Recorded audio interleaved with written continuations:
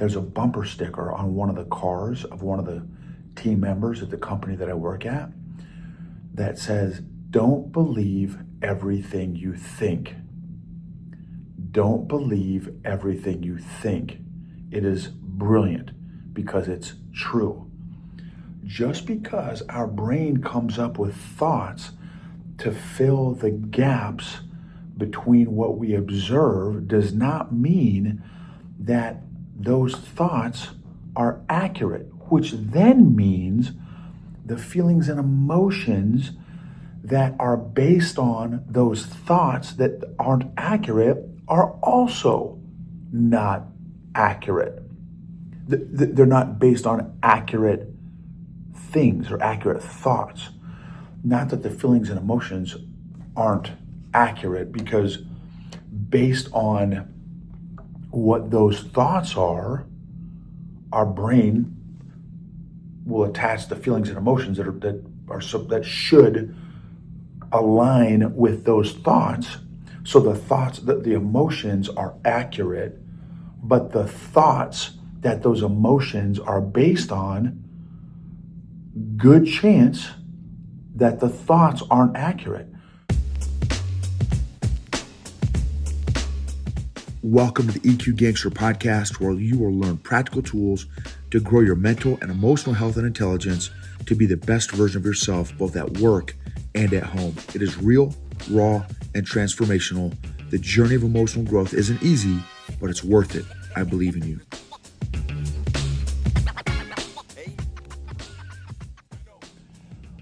EQ Gangsters, what's up? This episode is going to be about feelings aren't facts. And feelings are not great predictors of present and future success. So that's going to be kind of like the title of this episode. I am grateful for those of y'all that are on YouTube. You can see my stress cheese. What? Now, so it's stress cheese. So it's these things called squishies. I don't know what they call them. I call them a squishy. But they're these things that you can squish, and it's supposed to, I don't know, it's like a fidget spinner, but it's like a squishy thing. So this is like a big piece of cheese. It looks like a big piece of cheese, but you squish it. But the reason I love it is because it's good for my jujitsu grips. So it helps my grips, my jujitsu grips. I am thankful for Swiss cheese that you could squish for my jujitsu grips. I am grateful for challenges, adversities. I'm thankful for people that stretch me. I'm thankful for, friends, relationships, coworkers that stretch me and challenge me and make me better, make me think about the world differently, look at the world differently, have different experiences. And oh man, there's so many things that I'm thankful for. I'm thankful for seashells. I'm thankful for sand, mountains, rivers, streams, brooks. I'm thankful for coffee mugs, water bottles, pillows. I'm thankful for notebooks, pens, paper, fountain pens, Sharpies, organizational stuff, people with different gifts than me. Okay, so feelings aren't facts, and they're not great predictors of present and future success. Feelings are just data and information. That's all feelings are. Feelings are just data and information. So, what can happen is, because of how we're perceiving a particular obstacle, event, situation, scenario, and how our brain our brain is a purpose machine. So if there's gaps in our understanding, our brain will, let's see if you guys can see this. Okay, so for those of y'all that are on YouTube, So I'm laying down a blue Sharpie on my desk. I'm laying down a blue pen on my desk and a black pen on my desk.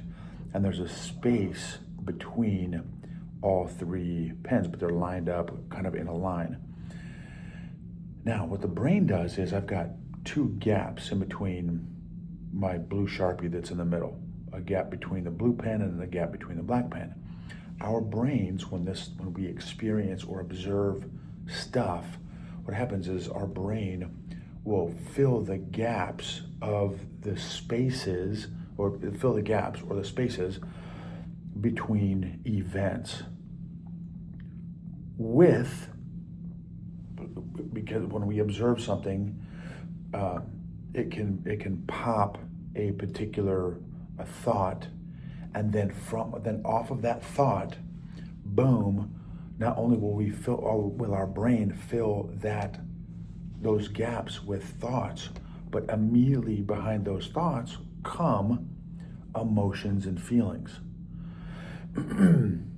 Now, oftentimes our brain, because a lot of us lack self-awareness, we don't question the thoughts that our brain automatically fills those gaps with. We just take it as the gospel. There's a bumper sticker on one of the cars of one of the team members at the company that I work at that says, "Don't believe everything you think. Don't believe everything you think." It is brilliant because it's true. Just because our brain comes up with thoughts to fill the gaps between what we observe does not mean that those thoughts are accurate, which then means the feelings and emotions that are based on those thoughts that aren't accurate are also not accurate. They're not based on accurate things or accurate thoughts. Not that the feelings and emotions aren't accurate, because based on what those thoughts are, our brain will attach the feelings and emotions that should align with those thoughts. So the emotions are accurate, but the thoughts that those emotions are based on, good chance that the thoughts aren't accurate.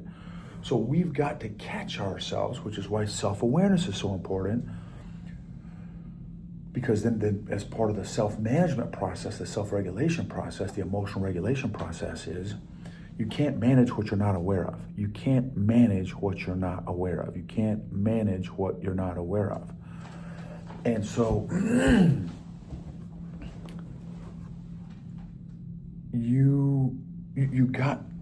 we have got to develop our self-awareness to where we get to a point where we have a thought based on what we observe. When someone cuts you off on the road, oh, that person, they're an idiot. We start labeling whatever. That person's an idiot. I can't believe they're stupid. They're dumb. What are they doing? They don't know what's going on. That's a lot of times, right? That's the thought that fills the gap in what we observed. We observed a car getting into our lane, maybe didn't have the blinkers on, whatever, last minute, and we fill in all the brain. And then, so once we give the thought, this person's an idiot, they're dumb, I observed the car getting over to my lane, my next thought is they're an idiot. Then what happened? So what are the emotions that go along with that? Angry, frustrated, upset, pissed, whatever the emotions are, right? And maybe we find out, there's a lot of times you don't find out what the story is, right? And maybe they were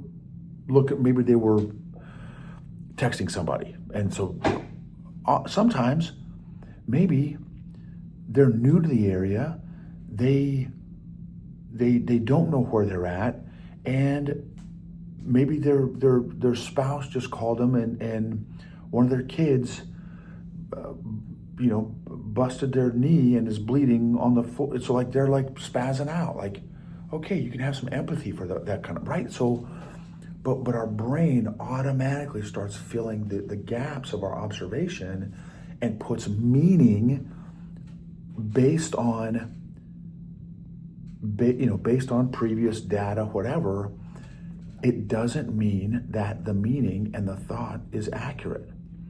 So we need to be able to question ourselves and challenge our assumptions, because our brains, how many times have I done it, right? Our brains can lead us down a path where we go down this path, and it's not at all what, for example, I'm in this big giant meeting, let's say, and the CEO looks at me sideways, how I took it, and then the meeting is over, and I pull him on the side and I say, "Hey, CEO, dude, what were you mean mugging me for? Why'd you give me the stink eye?" He's like, "No, but what are you talking about, bro? Well, dude, you just mean mugged me in the meeting in the meeting we just got out of. Dude, what are you talking about? I was thinking about X thing." And maybe that was his focus space, right? That was, he just had this look on his face that I took it personally. I filled in this meeting. Now, that scenario was, as I addressed it, what happens oftentimes is we never address that. So now I don't bring it up to the CEO. I walk out, oh crap, the CEO's pissed at me, right? My brain observed and now immediately starts laying down the gap fillers, the thoughts, the meaning that may or may not be accurate. In this case, let's say it's not accurate. So now I walk out, oh crap, the CEO's pissed at me. Oh my gosh, he's gonna fire me. He's mad at me. Oh my gosh, I better start looking for another job because I know he's gonna fire me any day now. And then I tell him next day, I say, "Hey dude, here's my 2 weeks notice." And he's like, "What are you 2 weeks notice for what?" "Well, because you looked at me in the meeting the other day like you were pissed off, and I know you're pissed off at me, and so I know you're probably gonna fire me soon, and so I'm preemptively looking for another job, and I found another job, and so here's my 2 weeks notice." And he could like, "Dude, what, dude, what? I never looked at you angry or upset or whatever. Like, what are you talking?" Right, guys? That happens all the time, all the time. So we've got to get better at challenging our assumptions. And then I guess the next thing that I would say is, as part of the process of challenging our assumptions, especially if it deals with somebody else, is talk to them. "Hey man, Mike, Susie, Bob, Francis, hey, I in our meeting last week, like I felt like, when you made this comment, like it was directed at me. Because maybe you feel like I'm not doing X, or maybe I'm doing too much of Y, or I am behind on what, like, was it like, can you help me understand kind of what was going on there?" "Oh, dude, no, man, I don't know what you're talking about," right? Or maybe it was like, "Man, you know what, you're right." But it was W instead of X. Like you thought it was X, it was actually W or whatever. Like my point is, challenge your assumptions, ask yourself, what are some other possibilities? Not just don't just take the meaning and run with it. What are some other possibilities that could have happened here, right? That his look, the CEO, and they were looking at me. What's another possibility? Well, maybe he had something in his eye. Maybe he was thinking about something that frustrated him over the weekend that just happened to pop up on his face when he was looking at me scanning the room. Maybe he was upset at me for whatever reason, right? Like, but the point is, there are a lot of other COAs, courses of action. There are a lot of other scenarios that could be true, not just the one that my brain happened to come up with in that moment. Right? So there's another great question. How many times has the meaning that your brain ascribed to that scenario, how many times has it been wrong? How often has your brain filled in the gaps with the wrong thought or meaning? What percentage of time has your brain filled in the wrong gaps or meaning? Right? I bet if you did a little analysis, a little reflection, I bet you it's happened more often than you thought. Let me say it that way.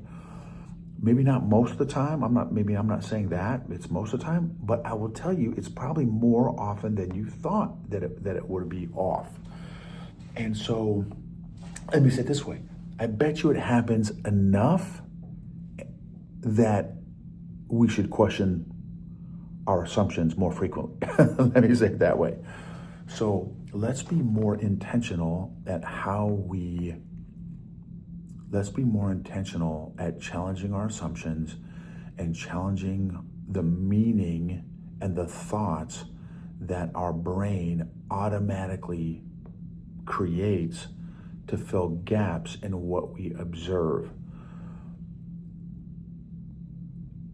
And then talk about potentially some of those meanings or thoughts and emotions that our brain does come up with to seek clarification and understanding from the people that are part of that meaning or gap that our brain came up with. So just like I'm sure you would want someone to give you the benefit of the doubt and not immediately jump to an assumption or a conclusion or a meaning about something that you did or didn't do that you never intended in the first place, right? So you would want someone to give you the benefit of the doubt and talk to you about it in a safe way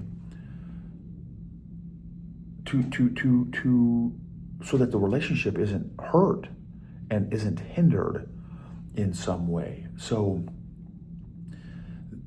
anyway, so here's another one is how can you get better and more consistent at challenging some of your assumptions? What are some practical, tactical ways that you can get better at challenging some of your assumptions? That would be a great question to chew on also. So pay more attention, and maybe write down when you start running with a particular thought, write it down, and then evaluate it. Right? Maybe you got a note on your phone where it's like thoughts. Okay, what are my thoughts about this or that? And then start to evaluate. Is it true? Is it accurate? How true? How accurate? How do you know how true it is? How accurate it is? Who do you need to talk to find out how true or accurate that thought or assumption is? And then how do you need to ask the question in such a way that is safe and non-leading and non-threatening and non-assuming and unassuming, so that the person on the receiving end does not get spun up for you asking the question, right? So a lot of times it's great to just, hey man, hey CEO, hey, can I just run something by you? I'm sure it's me. I'm sure maybe I'm not sure how to interpret some of your nonverbals during that last meeting we had. I'm sure it's me. When you were looking at me, you had a particular look on your face. To me, it looked like you were pretty upset.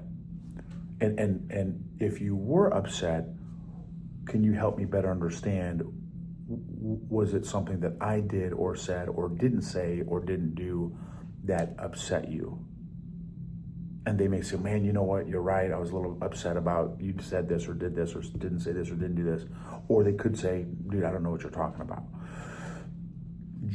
It's so much better to communicate and clear the air than just walk around with this bitter chip on your shoulder. So seek first to understand, then be understood. Okay, so the couple lessons, right? Challenge your assumptions. Do not believe everything you think.